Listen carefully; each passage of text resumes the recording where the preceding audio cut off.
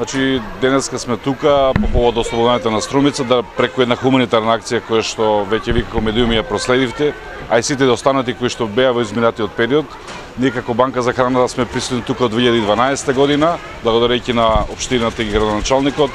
Веќе нема да ги броиме акциите колку се спроведени, инициирани од наша страна, но и од страна на вас, новинарите, секако и од граѓанските организации Струмица. По директна помош и подршка на дечињата од ова мултиетничко училиште и по указ на нашата партнер организација, Организацијата на жени од Струмица, дека во ово училиште навистина има социјално загрозени семејства, одлучивме да токму на овој ден доделиме над 60 на пакети со храна и школски прибор, производи кои што се потребни на секое семејство при почетокот на годината, а особено кога се работи за првачињата. Така да на овој начин се надевам дека и понатака ќе